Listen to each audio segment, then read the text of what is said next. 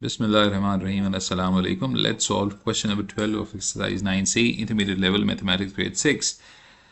Question states the marks obtained in English and mathematics tests by 40 students were recorded and the total score of each test is 10. This is important. The first part states that find the mean mark of the students for each subject, whereas in option B we have to find that given the percentage passing marks for each subject was 50%, we have to find the percentage of students who have passed English and those who failed mathematics. Those who are securing marks 5 and above in English have been represented with the green color, and those failing in mathematics have been represented in the red color, so that it's easier for us to understand the solution. Coming over to the solution part 1, we have to find the mean marks of students for each subject. Firstly, for English, we know that mean is the sum of data divided by the number of data.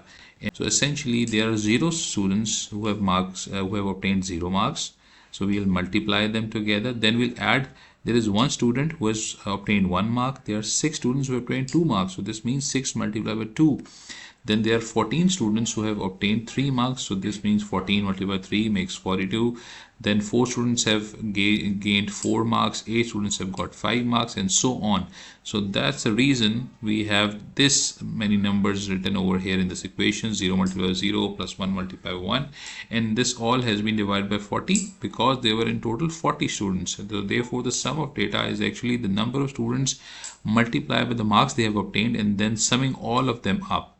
And finally, once we solve this equation, we get 160 divided by 40, and the answer comes out to be 4. Similarly, for getting the mean marks for maths, we will do the same thing. So we'll be multiplying the students who have obtained the number of students who have obtained the number of marks. So 0 multiplied by 0. Then we have 4 students who have obtained this 1 mark.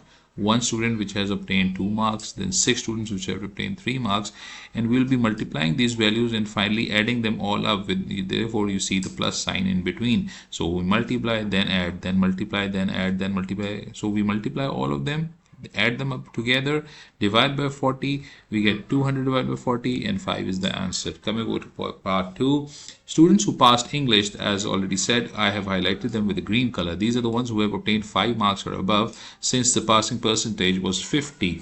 So number of students who have passed English are 8 students plus 2 plus 4 plus 0 plus 1 plus 0, that makes 15. And the percentage, how do we find the percentage? We find the percentage by firstly finding the number of students, multiplying them with 100 and dividing by the total number of students, which is 40. So here in this case, 15 multiplied by 100 divided by 40 gives us 37.5%. Similarly, for the students who failed mathematics, those who obtained less than 5 marks, those have been highlighted with the red color.